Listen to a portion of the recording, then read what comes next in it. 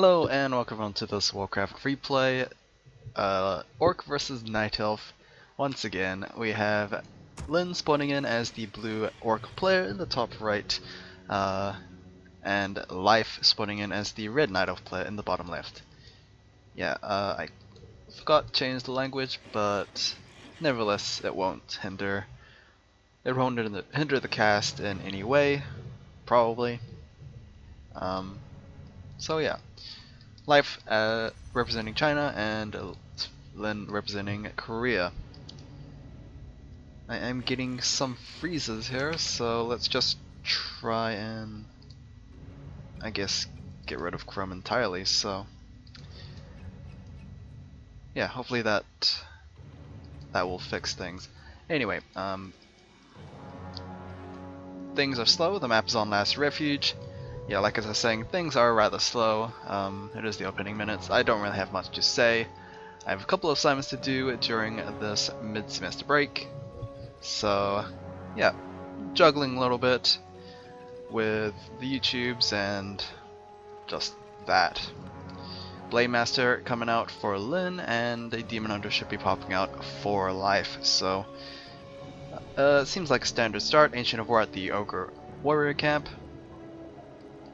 And yeah, nothing out of the sorts. So again, this is a best of one. I don't exactly know the reasoning behind why some are best of ones and some are just best of threes, but yeah, for this series in particular, we only have one game, so I'm assuming this is just a best of one.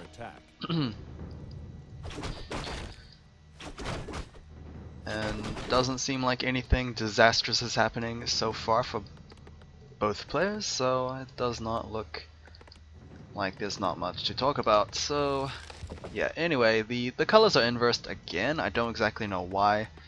Even the spectator or the player mode, the player vision, it's yeah, Lin's blue and Life's red. I don't know why the NetEase feature is kind of mixed up here, but yeah, I'll do my best not to get confused. Double circlet for the Demon Hunters, so that is an item that he picked up from the Ogre Warrior Camp earlier on. He also picked up Dust for the Blade Master, and that should be that.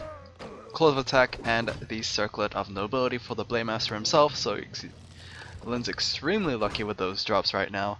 Already +8 attack on that BM, and yeah, he's guaranteed to have more if he trains up a Coda Beast as well. And I mean, he's hoping by then he would have a couple of extra stats attached to that Blade Master as well. Troll High Priest is being cleared out by the Blade Master. Of course, pretty typical pathing here from a Lin. Gonna pick up the item. It is going to be a replenishment potion, and he's actually going to choose to finish off the entirety of the camp. Some Blade Masters like to go from High Priest to High Priest. They just go top left and then go all the way to top right, bottom right. But this case, Lin is just clearing it out. Probably just to make use of the salves. He's actually going to salve and replenishment potion up. So yeah, he's getting, I guess, maximum benefit out of that. He's definitely not going to engage in combat against the Blade Master, against Demon Hunter, because he's still healing up. Brutus Speed gets picked up by the BM. Demon Hunter is slightly behind in terms of levels. I mean, it's kind of bad when the Blade Master is out experiencing you, but hopefully this will change. Archers have spotted, or at least they can't actually spot the Blade Master, but the Blade Master has spotted the Demon Hunter, and he's going to come out of the shadows. Double Windwalk strike there, doing 50% damage to the Demon Hunter, and that is probably going to dissuade the Demon Hunter away from this camp, and this will most likely be Lin's unless Life has something to actually say about it. Mana Burn's probably not the best ability right now, since the Blade Master's pretty much already burnt off all his mana. And of course the Demon Hunter is slightly in that red zone, so definitely not a wise choice to do anything of the sort nearby that Blade Master.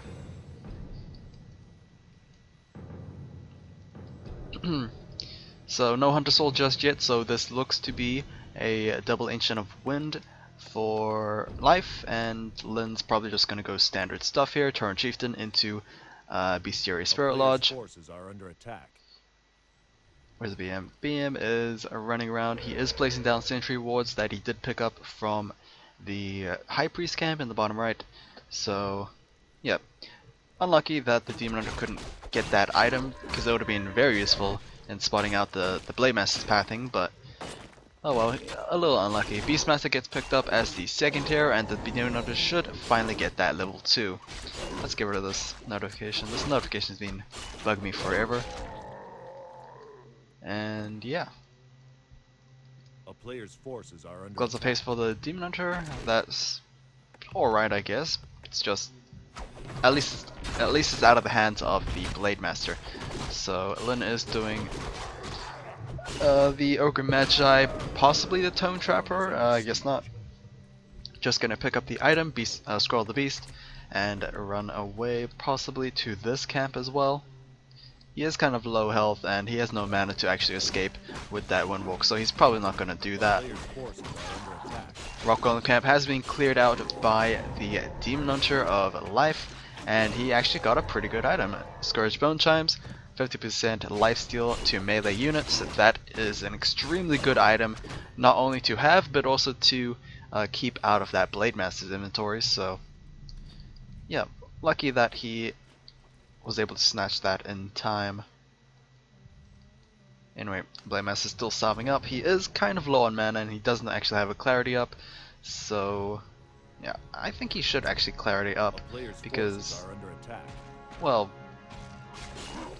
not only the movement speed, but also the potential of just having free scouting, although it's probably not that great now that I think about it. Now that the Hawk is in the air, the Beastmaster, oh, he's already level 2. I guess he got that level 2 off the Rock Golem camp. Turn Chieftain still working his way to level 2, but once he gets there, he will have access to most likely Shockwave. Shockwave is probably the better ability in dealing with those Druids of Talons. Blade Master has been spotted, but yeah, he's smart enough to stay his distance.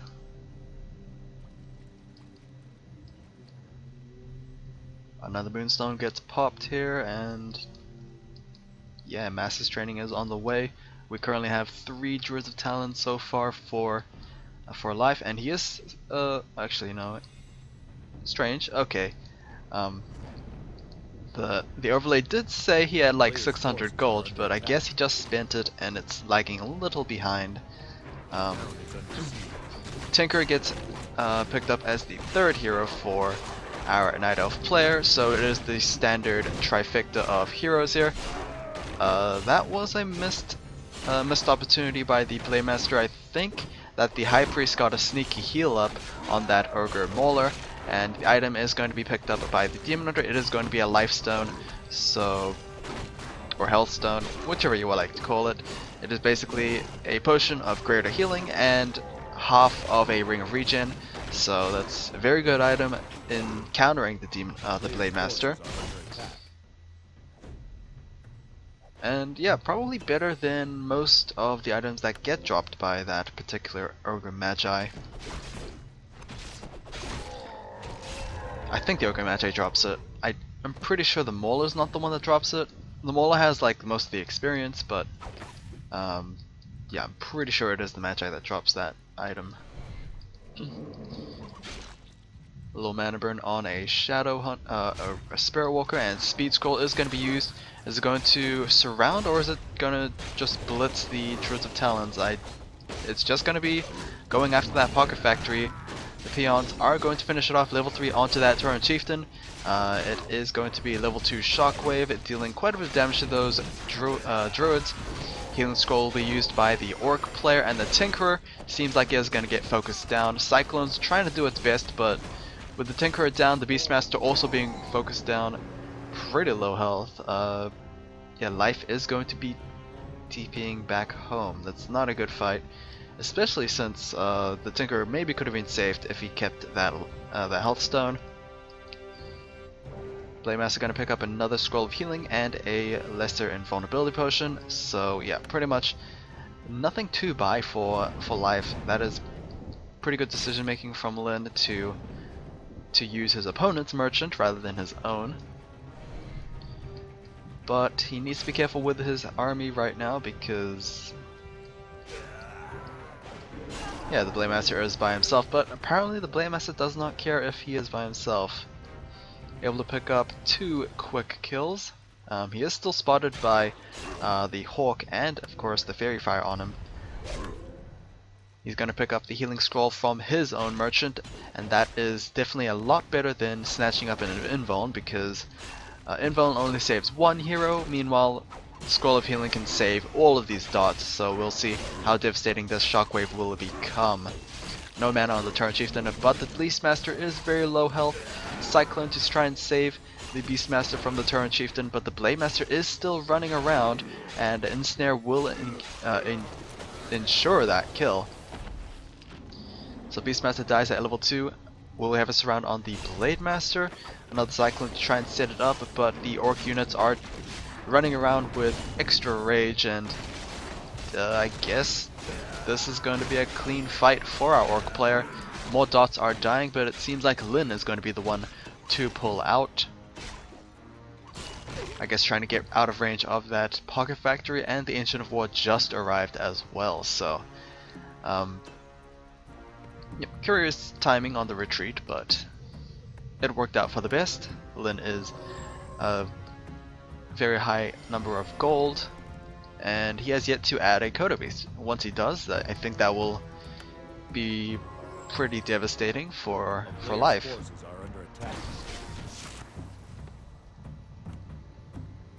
I mean, I don't recall if Coda Beasts actually get picked up in a Night Elf matchup. I can see why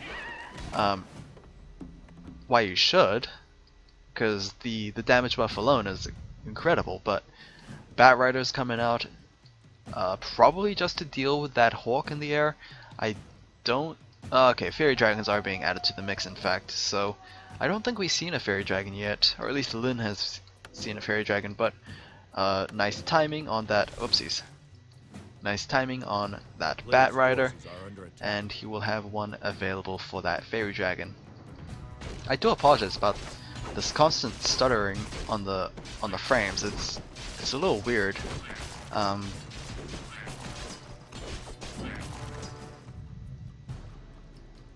But yeah, I'm trying not to notice because, well, I can't do anything about it unless I have to completely restart recording, and I don't generally like doing that, so yeah, oh well. 2 Fairy Dragons in the air, good number of Druids as well, about 10 Druids, but yeah, this might actually be a good timing to attack Lin, although Lin didn't take too much damage from that Ogre Lord. The Blade Master is going to pick up the Django of Endurance. That is definitely not an item that the Blade Master would have liked to see, so he's probably going to sell that for an extra bit of gold. Interesting enough that the Demon Hunter sold the Scourge Bone Chimes as well. It's probably because he doesn't have any melee units, or at least enough melee units to warrant keeping that item compared to just keeping the gold. And we're gonna have these Moonwells being attacked, so Lin needs to focus these down very quickly, otherwise it's gonna be a bad fight to engage in with within your opponent's home turf and with Moonwells with mana. So TP score being burnt in exchange for 1 Moonwell.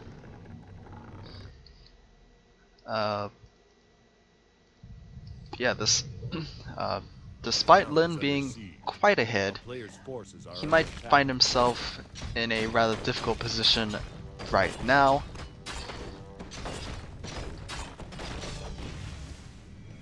And yeah, that's because his opponent is getting a good number of Druids right now, and the focus fire is pretty good if you focus fire correctly, so yeah, we'll see how well Life can actually play this. It is still difficult to fight an Orc player when you're even supply, Thankfully Lin has not gone over, but if he does, hopefully he adds a coda to the mix. Right now he's still making troll bat riders. Yeah, I don't know. I didn't see how effective they were against those fairy dragons right there, but apparently good enough to snipe at least one.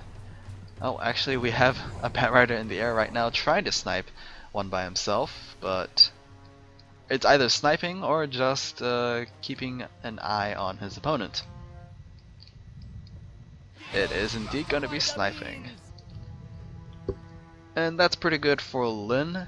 Bat Riders are meant to just suicide against your opponent's air units. Fairy Dragons are meant to deal a lot of AoE damage to those Spirit Walkers, so pretty good trade. It's 1-for-1 in exchange for like damage to mini, so yep, pretty good. 60 versus 50, so Lin is up ahead in terms of supply. But he's choosing not to go just yet. His Altar of Storms will be taken down momentarily unless he goes in for a stab, but he's not going just yet. The Pocket Factory is probably a huge deterrent for Lin, but I mean if he doesn't go in, he's gonna lose a lot more than an Altar. Barracks is probably the minimum that he could lose. If he loses a burrow or a bestiary, that would be disastrous. So here we go. Then going in for the fight, going right after those Druids of Talents. Another Pocket Factory gets placed down to bring on those goblins. Another devastating shockwave on those Druids of Talents, but that will be the last shockwave for the Tauren Chieftain as he is now out of mana. Cyclones of the Blade Master. That's essentially like a good 20-30 seconds. The Blade Master could have done DPS in that fight, in this fight, but he's just constantly being CC'd. Nice Cyclone usage from Life. He could maybe go after the Tauren Chieftain as well, but he's probably just being conservative with his mana, and Life is actually going to retreat as there was a lot more Orc units than he could handle. That is the downside of facing an opponent who just went in 60 supply upkeep, or 60 supply population. Yeah, he just needs to do that himself, or he needs to play more hit and run with his Quill Beasts, maybe go after those burrows while doing some major things as well. Urgolord would be pretty major. It depends on the item that he gets, but it doesn't seem like he is confident enough that he will be able to take it down by the time his opponent gets there. So yeah, he is staying in sand right now. Long distance mining by those peons. We still have 2k gold at the gold mine, so it's gonna last like 4 or 5 minutes, I think, or maybe 3 to 5 minutes. I'll say that. Lin getting himself Slippers of Agility, so that's 3 extra damage for his Blade Master. Tauren Chieftain just a smidget away from level 5. That would be rough for Life, actually. That would mean a level 3 Shockwave, and he does get it indeed. That might be Rip Druids of Talents, but we'll see. 2 Scrolls of Healings for the Night Elf army. Let's see how this battle goes. It seems like Lin is going to be attacking from behind. He does not have any heroes with a TP scroll, I don't think. So yeah, he's going to have to try and box his opponent in. We still have a TP scroll for the Beastmaster, and he's going to heal up all those droids. You can see how much damage that shockwave did. Tauren has another mana pot available just in case he gets mana burn to death, but good cyclones on Tauren Chieftain. But will that be enough? Another shockwave to land, and that is going to be a lot of druids being taken out. The problem was that the druids were split up, and that was definitely not good. Sure, splitting up means less clumping against that shockwave, but splitting up means no focus fire at all, so that is probably going to be a GG from Life. Late TP scroll, I mean, I don't know how well he can actually come back from this, and yeah, GG from Life. That is going to be game. Um, yeah, I'm amazed that Life himself didn't go like 60, 80 supply army. Um, yeah, that was pretty much over by the time the turn got like all his shockwaves level 3 um, landing, and that's gonna be a 1-0 victory to Lin. Hopefully you guys have enjoyed this. I will see you guys again next time.